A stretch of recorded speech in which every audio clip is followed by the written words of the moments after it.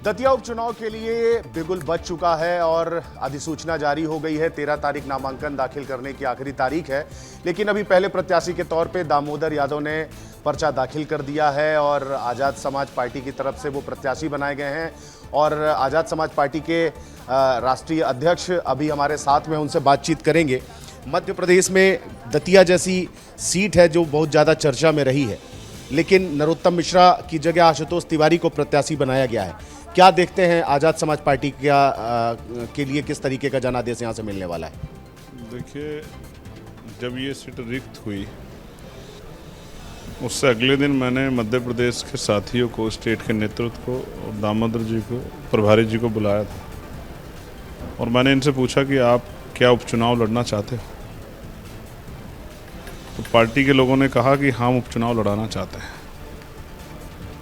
तो मैंने कहा कि अगर उपचुनाव लड़ाना चाहते तो अभी से तैयारी शुरू करो। तो दामोदर जी को मैंने कहा कि आप चुनाव लड़ो, तो इन्होंने मना किया। तो मगर मैंने इनसे कहा कि नहीं, आपको लड़ना है और आप हमारे सबसे मजबूत दावेदार हो, वहाँ जाके तैयारी शुरू कर दो। इस बात को लगभग 3 महीने ज़्यादा का समय बीत गया है। जब मैंने दूसरी बार इनसे कहा कि आपको जाके लड़ना है और इस पर मैं दोबारा कोई बात नहीं चाहता और जो कमी सेवड़ा में रहेगी वो दतिया में पूरी करनी है, तो इन्होंने मेरी बात को माना और तभी से लगातार हर दूसरे दिन, तीसरे दिन रिपोर्ट राष्ट्रीय कार्यालय में भेजते रहे कि रोज़ जो है ये पंचायत सम्मेलन करके लगभग 150 से ज़्यादा गांव में और शहर के भी बहुत सारे हिस्से को लगभग टच कर चुके हैं। फिर अधिसूचना जारी हुई। बीच में लोग कह रहे थे चुनाव नहीं होगा। इन्होंने मुझसे पूछा कि चुनाव, तो मैंने कहा चुनाव हो या ना हो, आप अपनी तैयारी जारी रखो, क्योंकि चुनाव तो इलेक्शन कमीशन को कराना है। इलेक्शन कमिश्नर कब अनाउंस कर दे पता नहीं है, तो उपचुनाव तो कई जगह होने हैं। तो आप तैयारी रखो। और वही तैयारी रखने का फ़ायदा ये हुआ कि आज जब दूसरे प्रत्याशी पार्टियों के मैदान में आ रहे हैं तो आज़ाद समाज पार्टी पहले से ज़मीन पे अपनी बूथ, सेक्टर कमेटियाँ, भाईचारा कमेटियाँ बना के इतनी मजबूत है कि आप 30 की जगह कल वोट डल। नरोत्तम मिश्रा का टिकट कटने के बाद कितना मजबूत मान रहे हैं आप अपने आप को? कल वोट पड़ जाएंगे तो भी आज़ाद समाज पार्टी बहुत अच्छे मतों से जीतेगी। रही बात जो दूसरे पार्टियों के प्रत्याशी हैं, तो कोई भी प्रत्याशी आ जाए जिनका आप नाम ले रहे हो वो है, कोई भी XYZ जो भी, जिनको भी दूसरी पार्टियां तय करके भेजेंगी, हम सबका मुकाबला करने के लिए तैयार बैठे हैं। क्योंकि कॉन्फिडेंस की वजह पिछले 2023 से और 2026 3 साल जो लगातार पार्टी ने काम किया है ग्राउंड पे, एक एक कार्यकर्ता ने जो मेहनत हिम्मत जुटाई है, अन्याय के खिलाफ लड़ाइयाँ लड़ी हैं, भाईचारा बनाया है, संगठनात्मक शक्ति बनाई, किसानों की आवाज़ उठाई है, पिछड़े वर्ग की आवाज़ उठाई है, 13% जो होल्ड हो रखा है उसके लिए पार्लियामेंट से लेके और जंतर मंतर पे भी आंदोलन किया और यहाँ भी लगातार हमारी पार्टी के लोग सक्रिय रहे। उन तमाम चीज़ों को, कमज़ोर वर्गों के हक अधिकारों के लिए, जो पॉलिसियों के लिए जो हम लोग लड़ाई लड़ते हैं, उसके दम पे, क्योंकि जिस दिन मैंने इनसे पूछा और फिर सर्वे रिपोर्ट मंगाई, वो सर्वे रिपोर्ट ही ये थी। और बीजेपी के पास भी सर्वे रिपोर्ट गई है। ऐसा नहीं कि बीजेपी ने ऐसे टिकट काट दिया है, उनके पास भी सर्वे रिपोर्ट गई है कि अभी जो प्रत्याशी आप लड़ाना चाहते हैं वो दामोदर यादव से कम 20,000 वोटों से पीछे रहेगा। नहीं तो आप वोट किसके काट रहे हैं? आप बीजेपी के वोट काट रहे हैं या कांग्रेस के वोट काट रहे हैं?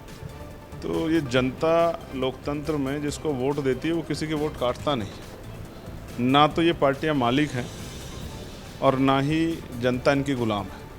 लोकतंत्र में जनता जिसे चाहे वोट दे के ताकतवर बना दे, ये जनता के हाथ में है। तो बहुजन अगर ये कहना चाहते हैं कि जो यहाँ का बहुजन समाज है वो किसी पार्टी के गुलाम है, तो आपका ये जो तथ्य आपने दिया कि वोट काटने वाली बात, तो मैं इससे सहमत हो जाता। किसी को तो प्रभावित करेंगे आप।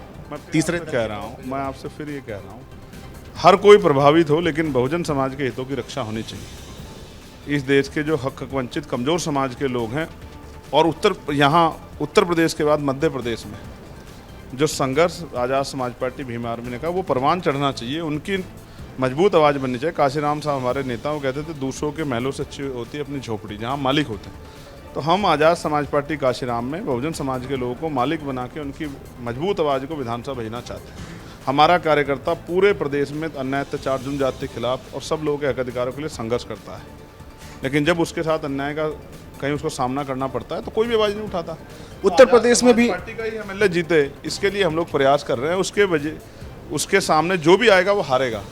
हमारा निश्चय ये है कि वो कोई भी पार्टी का व्यक्ति हो, वो अगर आएगा तो हम ये मान के चलेंगे कि हमारा विरोधी है और इसको पटकनी देके हमें आज़ाद समाज पार्टी का MLA जिताना ही जनता की मांग भी है। नहीं ठीक है, लेकिन उत्तर प्रदेश में भी चुनाव होने हैं, ऐसे में बहुजन समाज पार्टी का एक बड़ा विकल्प के रूप में आज़ाद समाज पार्टी निकल कर आ रही है। क्या आपकी किस तरीके की तैयारी है वहाँ किस? इसका परिणाम 2024 का लोकसभा का चुनाव है। लोकसभा के चुनाव को आपने देखा कि हम 2 सीटों पर लड़े, एक पे तीसरे नंबर पर एक हम जीते, और वो सभी सीटों पे लड़े और वो शून्य पर रहे। तो आज़ाद समाज पार्टी ने मेहनत करके अपनी जड़ें बनाई।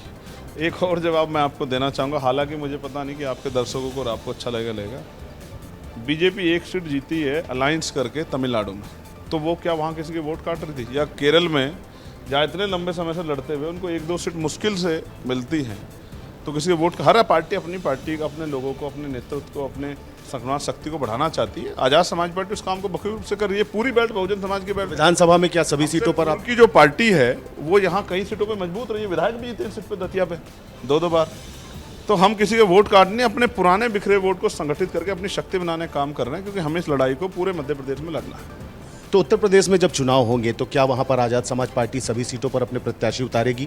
और उसके बाद जब मध्य प्रदेश में विधानसभा चुनाव होंगे और लोकसभा, तो उसमें भी पार्टी की सक्रियता नजर आएगी सभी सीटों? दतिया का परिणाम आने दो, आपके कई सारे सवालों का जवाब आपको स्वतः मिल जाएगा। ये 3 तारीख आप भी यहीं होंगे। मैं भले यहाँ ना हूँ, लेकिन दामोदर भाई यहाँ होंगे, हमारा संगठन यहाँ होगा, हमारे प्रदेश के प्रभारी, प्रदेश के अध्यक्ष, हमारे नेता जिले से सब लोग यहीं होंगे। और मैं विश्वास से कह सकता हूँ कि मुँह हम उन पत्रकार साथियों को हम मीठा कराएंगे जिन पत्रकार साथियों को अगर उन्होंने नेताओं के खिलाफ सवाल पूछे थे तो मुकदमे और लाठियों का सामना करना पड़ा। उन पत्रकार भाइयों के अभी को भी का मुँह मीठा हम लोग कराएंगे, इस बात का मैं आपको विश्वास दिलाता हूँ। चलिए, बहुत शुभकामनाएं। मध्य प्रदेश तो वैसे भी प्रयोगशाला के तौर पर तीसरे दल के रूप में भर्ती हुई पार्टियों के लिए बहुत पॉजिटिव रिस्पांस देने वाली रही है।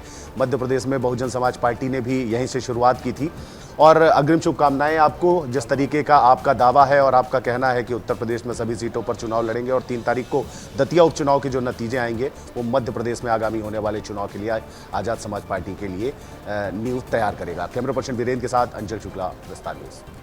तो आजाद समाज पार्टी के राष्ट्रीय अध्यक्ष चंद्रशेखर आजाद ने बड़ा दावा किया है। उन्होंने कहा है कि अभी तो मध्य प्रदेश की तैयारी है, लेकिन तैयारी उत्तर प्रदेश के चुनाव को लेकर भी कर रहे हैं। और एक बड़ी बात उन्होंने विस्तार न्यूज से इस खास बातचीत में कही है, उन्होंने अपनी जीत का दावा किया है। उपचुनाव को लेकर चंद्रशेखर आजाद ने बड़ा बयान दिया है कि हम भी पूरी तरीके से तैयार है। आपको बता दें कि उनकी तरफ से उम्मीदवार दामोदर यादव को बनाया गया है। चंद्रशेखर ने एएसपी की जीत का दावा किया है। ये एक बड़ी खबर आपको बता रहे। देखिए, एक तरफ भारतीय जनता पार्टी में सब कुछ ठीक नजर नहीं आ रहा है, कांग्रेस पार्टी के उम्मीदवार को लेकर अभी भी सस्पेंस बरकरार है, लेकिन इधर तीसरी सबसे बड़ी पार्टी के तौर पर उभरने का दावा कर चुके हैं चंद्रशेखर आजाद। एक बड़ी बातचीत उन्होंने की है विस्तार न्यूज के एमपी ब्यूरो हेड अंचल शुक्ला से, और एक बड़ा दावा उन्होंने किया है।